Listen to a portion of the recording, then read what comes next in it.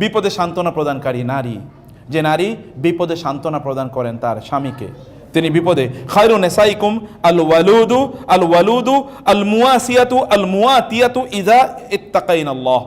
ভালো করে শুনুন, রাসূলুল্লাহ সাল্লাল্লাহু আলাইহি ওয়াসাল্লাম তিনি বলেছেন, ইমাম বাইহাকি এবং সহিহুল জামে হাদিসটি এসেছে, এবং হাদিসটি ইমাম আলবানী রাহিমাহুল্লাহ তিনি তার আস-সহিহাতে হাদিসটি উল্লেখ করেছেন, মানে আল আহাদিস আস-সহিহা, এখানে তিনি হাদিসটি উল্লেখ করেছেন। হাদিসটি কি?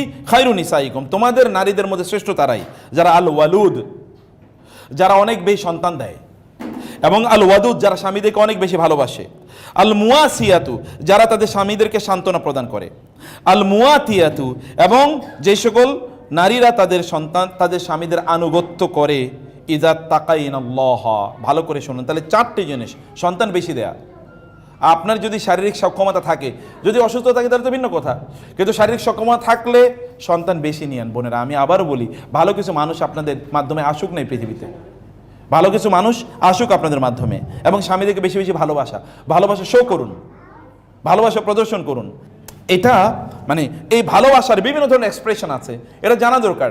ভালোবাসা কিভাবে নিত্য নতুন, মানে আপনি কিছু টেকনিক ডেভেলপ করেন, যে টেকনিক আপনি ভালোবাসা শো করবেন, এটা করা দরকার। এবং আল মুয়াসিয়াতু, যেটা বলেছি, তার কোনো কষ্ট হলে আপনি দ্রুত সেই কষ্টে সাড়া দেন। স্বামীর যদি একটু শরীরটা খারাপ হয়, দ্রুত তার কাছে যাবেন, দেরি করবেন না। এটা ক্ষতি, এটা পারিবারিক বন্ধনটাকে দুর্বল করে দেয়। আপনার পারিবারিক বন্ধনটা স্ট্রং করাটাই হলো আপনার সফলতা, পারিবারিক বন্ধনটাকে স্ট্রং করা বা শক্তিশালী করা। অতএব এটি আমাদের করতে হবে। আর তার অধিকার পূরণে সবার চেয়ে বেশি অগ্রগামী। আমাদেরকে অনেক সময় অনেকে প্রশ্ন করেন যে আমার বাবা মার অধিকার বেশি নাকি আমার স্বামীর অধিকার বেশি। ভালো করে শুনবেন, স্বামীর অধিকার বেশি।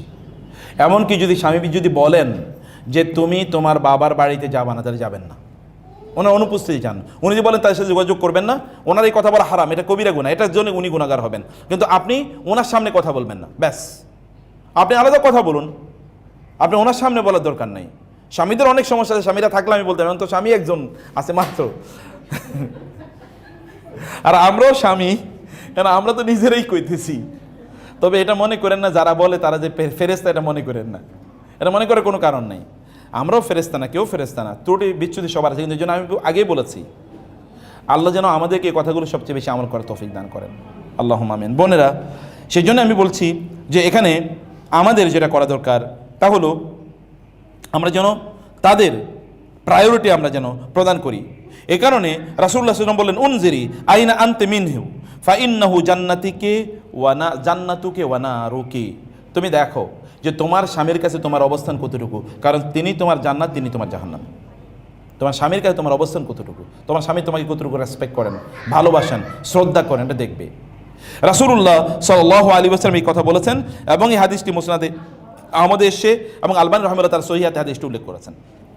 অতএব এটি করা, স্বামীকে তার খরচের ব্যাপারে কষ্ট কম দেয়া, অনেক বেশি খরচ করতে হবে এটা না করা, যতটুকু সম্ভব তার সামর্থ্য অনুসারে তারা করবেন। আর স্বামীরা যা ইনকাম করবেন, তার ইনকাম মূলত তার ইনকাম যাবে তার পরিবারের জন্য।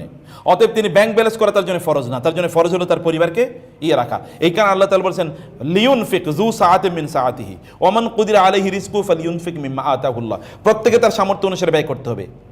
এখন আপনার কোন একজন পুরুষের, আমি যেহেতু এটা অন রেকর্ড এবং অন্যরা অনেকেই দেখবেন, পুরুষরা তাদের সামর্থ্য অনুসারে যদি তাদের পরিবারের জন্য ব্যয় না করেন, তাহলে তারা আল্লাহর কাছে কৃপণ হিসেবে উপস্থিত হবেন। আর কৃপণদের অবস্থা কী হবে? এখন ধরেন আপনার স্বামীর ইনকাম হচ্ছে, পুরুষরা আপনাদেরকে বলছে আপনার ইনকাম হলো 1 লাখ টাকা, আর আপনি মাসে 50,000 টাকা খরচ করেন, আর বাকি 50,000 টাকা আপনি ব্যাংকে রাখেন। কে বলছে আপনাকে ব্যাংকে রাখার জন্য? আপনার কী দরকার? আপনার ইনকাম তো আপনার সন্তানদের জন্য, আপনার স্ত্রীর জন্য, আপনার পরিবার, আপনার বাবা মার জন্য।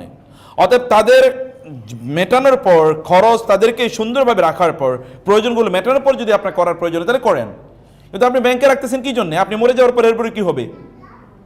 আপনি মরে যাওয়ার পর এগুলো কোনো কাজে আর লাগবে না তখন। অতএব এদের প্রতি আপনার স্ত্রী, আপনার সন্তানদের মধ্যে ইনভেস্ট করুন, এটা রিয়েল ইনভেস্টমেন্ট, এর চেয়ে উত্তম কোনো ইনভেস্টমেন্ট একেবারে নাই। অতএব বোনেরা, আপনাদের জন্য এই পয়েন্টটা হলো তা হলো যে স্বামীদের প্রতি তাদের কোনো কিছু হলে তাদের প্রতি কৃতজ্ঞতা প্রদর্শন করা, তারা যাই করেছে এখানে এই জায়গায় কৃতজ্ঞ থাকা। আর এবং আপনারা জানেন, আপনি যদি কৃতজ্ঞতা আদায় করেন তাহলে আল্লাহ তাআলা আপনার পরিবারে বরকত বাড়িয়ে দেবেন। লা ইন শাকারতুম লা আযীদান্নাকুম, তোমরা শুকর আদায় করলে আমি তোমাদের এই বরকতগুলো আরো অনেক অনেক বাড়িয়ে দেবো। আপনার স্বামীর ইনকাম বাড়বে যদি আপনি কৃতজ্ঞতা আদায় করেন। কৃতজ্ঞতা আল্লাহর আদায় করুন, স্বামীর কৃতজ্ঞতা আদায় করুন। মান লাম ইয়াশকুরিন নাস লাম ইয়াশকুরিল্লাহ। কেউ যদি মানুষের কৃতজ্ঞতা আদায় না করে তাহলে সে আল্লাহর কৃতজ্ঞতা কিভাবে আদায় করবে? আদায় করতে পারবে না, ওই দক্ষতা বা ওই যোগ্যতায় তার থাকবে না। তাদের কৃতজ্ঞতা আদায় করা খুবই গুরুত্বপূর্ণ, তাদেরকে সম্মান দেয়া, তাদেরকে কোনো অবস্থায় কষ্ট প্রদান না করা। রাসূলুল্লাহ সাল্লাল্লাহু আলাইহি ওয়াসাল্লাম বললেন, লা তুযি ইমরাতুন যাওজাহা ফিদ দুনিয়া ইল্লা ক্বালাত যাওজাতু ফিল হুরিল আইন মিনাল হুরিল আইন লা তুযিহি ক্বাতালাকিল্লাহি ফাইন ক্বাতালাকিল্লাহু ফাইন্নামা হুয়া ইনদাকি দাখিলুন ইউশিকু আন ইউফারিকাকি ইলাইনা। যখন কোনো নারী তার স্বামীকে যদি কষ্ট দেন তাইলে জান্নাতের হুররা বলতে থাকেন, তোমাকে আল্লাহ ধ্বংস করে দিই, তুমি কেন ওই লোকটাকে কষ্ট দিচ্ছ, তুমি কেন ওই লোকটাকে কষ্ট দিচ্ছ। এ কারণে এটা সহিহ হাদিস। এখানে আমরা বলছি যে কোনো অবস্থায় আমরা যেন আমাদের স্বামীদেরকে যেন কোনো অবস্থায় কষ্ট না দেই, এবং তাদের বাড়িতে ওয়াকারনা ফি বুয়ুতিকুন্না ওয়ালা তাবাররাজনা তাবাররুজাল জাহিলিয়াতিল উলা, ঘরে বেশি বেশি থাকা, অপ্রয়োজনে ঘর থেকে স্বামীর ঘর থেকে বের না হওয়া, প্রয়োজনে অপ্রয়োজনে বিভিন্ন জায়গায় ঘুরতে বেড়ানো, এগুলো অনুমোদন, যদি স্বামী অনুমোদন তাহলে ভালো কথা। আদারওয়াইজ আপনি বেশি বেশি আপনার বাসায় থাকুন, এতে আপনার কল্যাণ অনেক বাড়বে, বরকত অনেক বাড়বে। আপনি তো সুখ চান, আপনার সুখ এতে অনেক অনেক বাড়বে। এবং স্বামীর গোপনীয় বিষয়গুলো এগুলো কোনো জায়গায় মানে কোনো জায়গায় এগুলোকে শেয়ার না করা, এবং স্বামী সন্তানদের প্রতি প্রচণ্ড স্নেহশীলা থাকা, যেটা আমি আগেও বলেছিলাম। এই কাজগুলো আমাদের প্রচণ্ড গুরুত্বপূর্ণ, এগুলো আমাদের করা দরকার। আর যে কাজগুলো আমাদের করা হারাম বা নিষিদ্ধ, এরকম অসংখ্য মানে আমরা কিছু বদ চরিত্রের কথা আমরা বলেছিলাম যেগুলো নারীদের মধ্যে থাকা রাসূলুল্লাহ সাল্লাল্লাহু আলাইহি ওয়াসাল্লাম নিষিদ্ধ করেছেন, সেগুলো যেন আমাদের মধ্যে না থাকে। This is important. বিবাহ পরবর্তী কিছু দায়িত্ব, স্ত্রীর প্রতি স্বামীর কী কী দায়িত্ব আছে আমি শুধু পয়েন্টটা আপনাদেরকে বলে রাখি। এর মধ্যে 1 নম্বর দায়িত্ব হচ্ছে পরিবারে ইসলামী অনুশাসন প্রতিষ্ঠা করা। এটা স্বামীদের কাজ, পুরুষদের কাজ।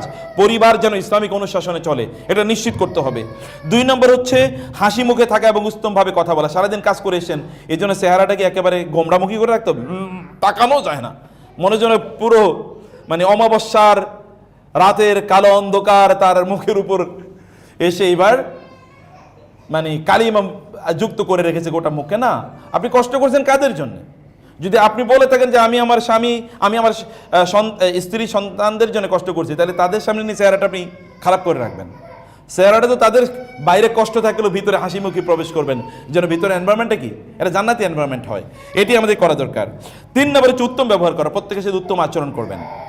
আমি আমার নানা নানিকে দেখেছি একজন আরেকজনকে আপনি করে কথা বলতে, তুমি জীবনও শুনি নাই, তুই তো শুনিই নাই জীবনে কোনোদিন, মানে আপনি করে বলতে শুনেছি। মানে একজন আরেকজনকে, আগে এরকম ছিল এবং সেখানে ভালোবাসাও ছিল, তাই না?